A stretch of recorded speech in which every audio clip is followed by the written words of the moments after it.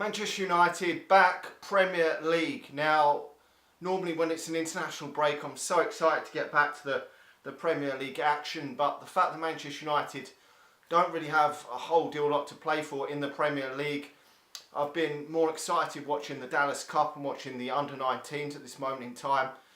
But it's still nice to see Manchester United play and hopefully get the victory and just keep up some confidence going into that FA Cup, because that is all what really, for me, is left. I mean, I know the next game we play Manchester City, and I do want Manchester United to stop Manchester City from winning the league in that game.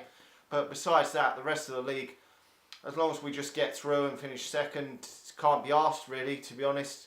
Because all to me it is now is really trying to win that FA Cup, because that then will stop this from being, for me, a shit season. If you just finish second, to me that is just shit, to be honest. Okay, we've got in the top four, but I want some sort of silverware to show for the season, because we started the season off with real promise, won our first few games, scoring goals, and it's just petered out a bit. Obviously Manchester City's brilliance hasn't helped. The fact that we're so far behind, but we've sort of been a bit shit lately and not really good enough. And really going into this, what you want Manchester United to do is to swap these aside really. We haven't really been brilliant lately at all, so a great performance, even if it was only say 2-0, just a really good performance from Manchester United would be better than for a lot of people than seeing us swat aside a way that are just complete and utterly rubbish. To be honest, performances and style of play seems to be what a lot of people are moaning about at the moment, but obviously we've got to play a bit better than we have done to probably beat Spurs at Wembley. I mean, we can't play horseshit in that if we want to get through to the FA Cup final.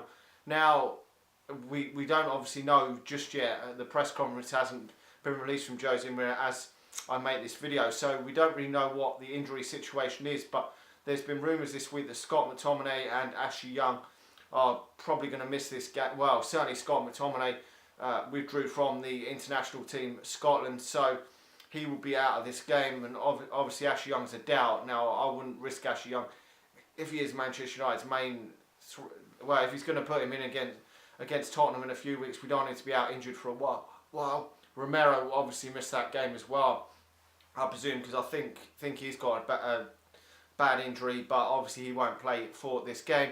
It will be David De Gea in goal. Valencia will be right back now. Obviously, if Ashley Young's not fit, it's going to be Luke Shaw. We'll have to see whether Ashley Young can make it. I reckon if there's any chance, he's going to put him in ahead of Ashley Young.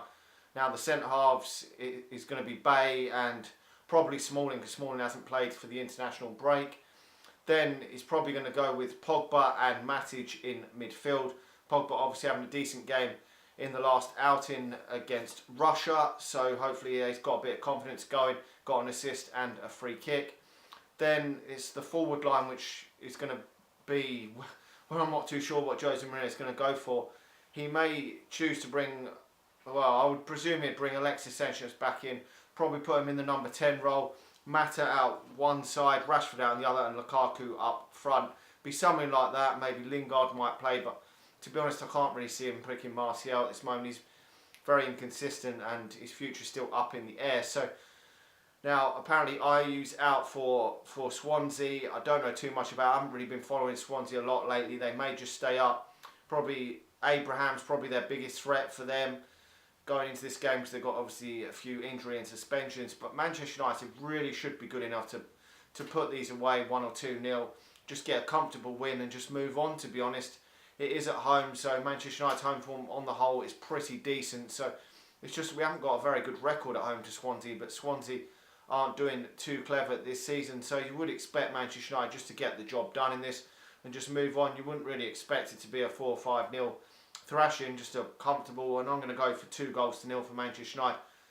And hopefully just get the job done and just roll on to the next game, because when we get closer to that game against Tottenham, I'm hoping that Jose Mourinho does start to rotate the squad a little bit going into that. I'm not too sure when it is, or if we even get through the semi-final to the final, that I would like Jose Mourinho to start thinking a bit more about that a little bit as the time gets closer, like he did with the Europa League, where he gave a few youngsters a chance last season and just bed them in a little bit, because we haven't seen too many of the youngsters this season. Okay, we've seen Scott McTominay come into the fold, but we haven't seen Gomez. Okay, he's been injured. We haven't seen him enough this season. We've only seen a cameo from him and there's some other great youngsters in and around. Chong's performing fantastically well, and so is Mason Greenwood performing fantastically well for the under-18s, and as in Chong's case, the under-23s. So it would be nice if we could see one or two of them maybe get a cameo here or there in the coming weeks, because to be honest, it doesn't really matter too much if you finish second or third.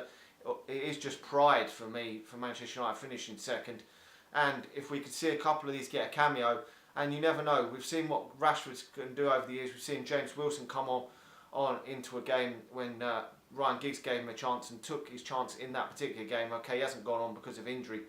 But if you're given a chance, sometimes these players just take it straight away.